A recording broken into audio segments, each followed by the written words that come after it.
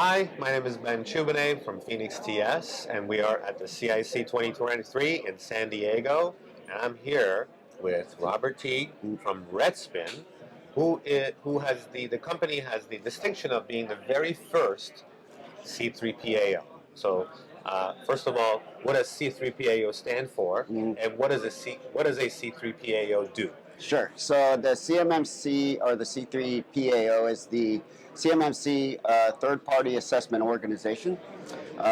We can do certifications under the CMMC program when the rulemaking is complete. Yeah.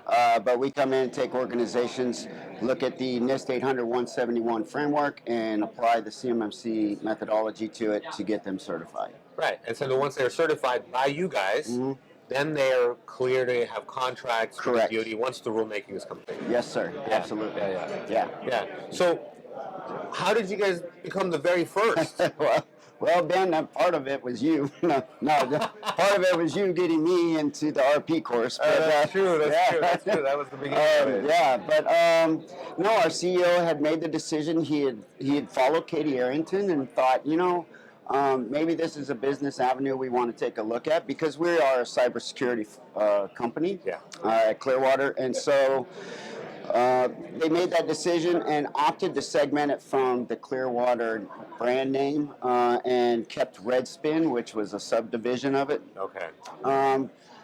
Based off that, we kind of looked at the NIST 800-171 framework itself. What does CMMC 1.0 what does that model look like? How can we achieve compliance? The hardest part for us was the maturity. Yeah. Not saying that it should have been stripped out, but it was hard for us to be able to demonstrate that we knew the policies and procedures. That was the most difficult part. But at the end of it, it was all worth the hard work, the documentation starting up. When we had the meetings with DIBCAC, it was the first time they had really sat in and assessed an organization that doesn't work with the Department of Defense. So they were asking us a lot of questions because, we're industry cyber, and it was just this very collaborative experience, and we absolutely loved it and thought, this is going to be a great venture for Redspin. So. Wow, that's cool. From beginning of applying to become a C3PAO to when you guys got accepted to be a C3PAO, how long did that take? That was roughly 6 to 8 months. It was not long for us, but again, we're a cybersecurity organization, and we practice what we preach, so a lot of the controls were in place. Yeah. So we just had to focus really on matching the documentation to the CMMC framework, and then kind of adjusting things here and here, getting the cloud environment set up. We opted to go with a cloud environment so we can scale it as needed as CMMC grows. Felt that was important, and that was the avenue we went at. Because we did that, it sped up our process of being authorized. Based on what you're seeing out there, you're a member of the C3PAO forum, of course. You're talking to the other C3PAOs. Yes, sir. Is that kind of an average time frame? Is that a short time frame? Is that a long time frame? So that is, honestly, that's about an average. As you know, Aeroglen was one of the organizations we did the joint assessment with. They started in mid-August and finished by December. Okay. So that's not bad. That's not bad. Now, that was a NIST 800-171 assessment. What we did was try to apply the CMMC methodology where we could. One of the things I wanted to do to give feedback to the DoD and the Cyber AB was this 180-day POAM period. Is that enough for these organizations to address any gaps identified from the assessment?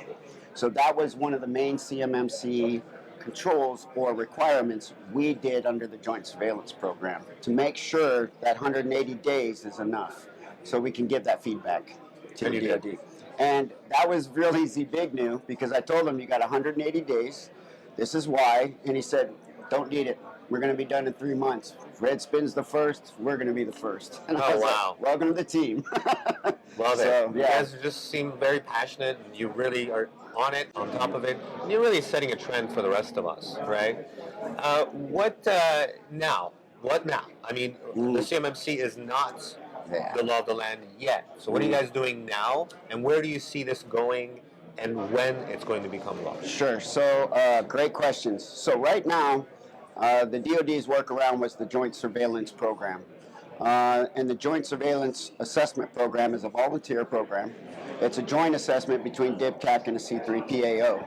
At the completion of that, the organization seeking certification will get a DIBCAC high, and then we will issue an attestation letter that they passed the NIST 800-171 methodology or the framework assessment, and both can be used to continue to bid on contracts. I think that program is going to continue, and according to Nick De La Rosa from the DIBCAC, is after a few assessments are under a C3PAO's belt, we're going to unleash you and let you clear the rest of your clients on your schedule. If that's the case, then we set up the assessments. Once they're complete, we send DIBCAC the documentation, and then we move on to the next client. What we're unsure of is this, the anticipation, and it's written into the rule that once the CMC rule is complete, these certifications will automatically turn into a CMMC certification, and that's when the 3-year period will start for them before they have to recertify. We're hoping that goes through because that is really needed to get folks to continue to do the joint surveillance program. Of course. If you remember under CMMC 1.0, which you were a mastermind of with the cyber, right? Not cyber AV, CMMC AV, that's right. That's what it's called. And under that program, it was supposed to be a phased approach so that the provisional assessors could test out our methodology under the CMMC model you guys helped build, and then find the gaps so that we can improve it before it went live. And that all went away. That's right. Right? And so now it's almost like a Wild West. Everybody has, the guidance is very little. You got to stick with industry best practices when you're doing things.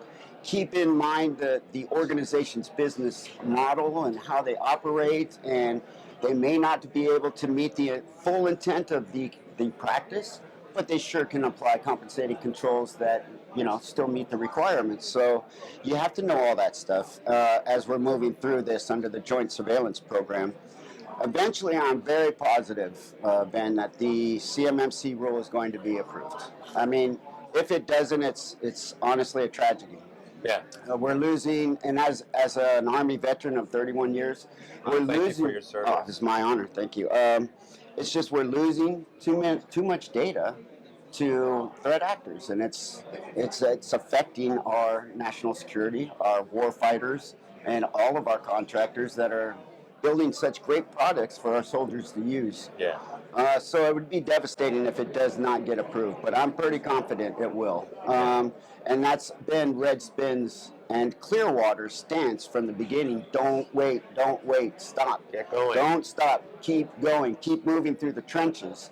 In fact, Brian McManaman, our general manager, and I went to visit a company today over here in Curdy Mesa.